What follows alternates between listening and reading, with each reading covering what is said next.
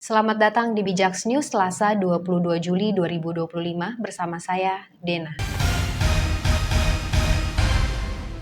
Informasi pertama, Kejaksaan Agung menetapkan 8 orang sebagai tersangka dalam kasus dugaan korupsi pemberian kredit dari Bank DKI, Bank Jateng, dan Bank BJB kepada PT Sri Rejeki Isman Tbk atau Sritex dan anak usahanya. Direktur Penyidikan Jampitsus Kejagung Nur Cahyo Jungku Madio menjelaskan bahwa penetapan tersangka didasarkan pada hasil pemeriksaan terhadap 175 saksi, ahli, dan penyitaan dokumen terkait proses kredit. Total kerugian negara akibat korupsi ini diperkirakan mencapai 1,08 triliun rupiah, namun masih dalam proses penghitungan BPK. Kredit bermasalah tersebut juga diduga disertai praktik kickback kepada sejumlah pejabat bank. Ada kerjasama, ada persengkokolan dalam proses pemberian fasilitas kredit ini, ujar Nur Cahyo dalam konferensi pers Senin 21 Juli. Kedelapan tersangka adalah Alan Moran Severino atau AMS, Direktur Keuangan Sritex 2006 hingga 2023, Babay Farid Wazadi atau BFW, Direktur Kredit UMKM dan Keuangan Bank DKI 2019 hingga 2022,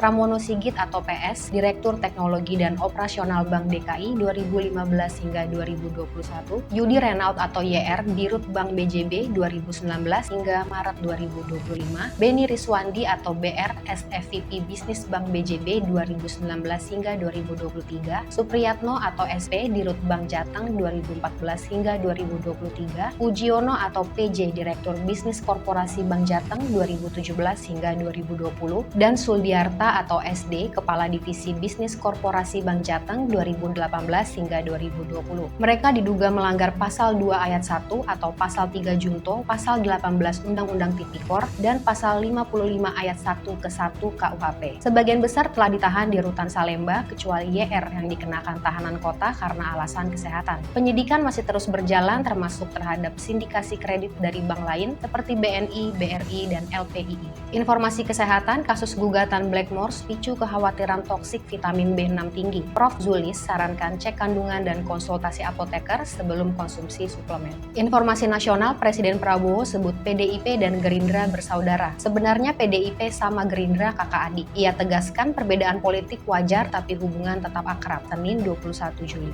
Informasi ekonomi, BNI dukung program Koperasi Merah Putih dengan kelola 22 koperasi percontohan. Prabowo sebut koperasi kunci kemerdekaan ekonomi rakyat Indonesia. Senin 21 Juli. Informasi luar negeri, Israel kerahkan tank serang Deir al-Balah, Gaza dan tewaskan 3 orang Selasa 22 Juli. Serangan tersebut hantam rumah, masjid, dan wisma PBB yang sudah diberitahu lokasi lindungannya. Sampai bertemu di informasi bijak berikutnya.